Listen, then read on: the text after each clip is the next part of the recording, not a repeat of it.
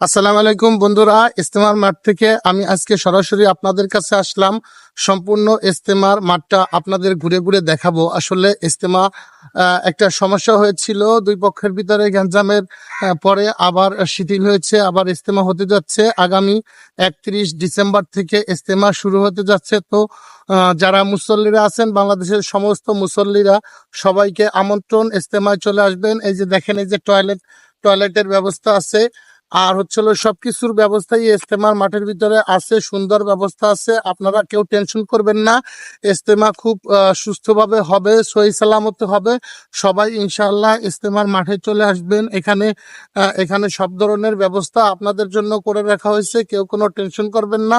ইনশাআল্লাহ ইজতেমা খুব ঠান্ডাভাবেই হবে। আপনারা সুন্দরভাবে চলে আসবেন, সুন্দরভাবে যাতায়াত করে আসবেন।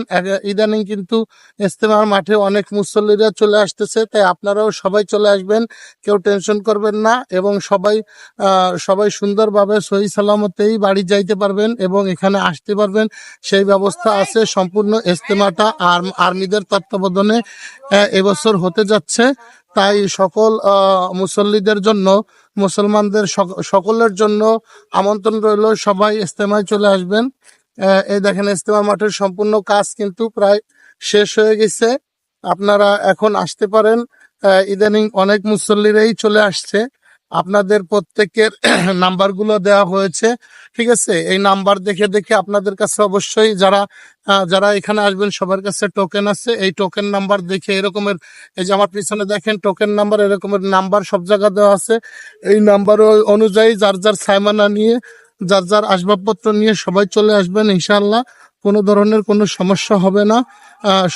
সবাই চলে আসবেন। আপনারা না আসলে ইজতেমাটা কিন্তু সফল হবে না। আপনারা ইজতেমায় এসে আপনারা এই ইজতেমাটাকে এই বছর 2025-এর 31 তারিখ থেকে ইজতেমাটাকে আপনারা সবাই সফল করে তুলবেন, সেই আশা ব্যক্ত রাখি মুসল্লিদের কাছে।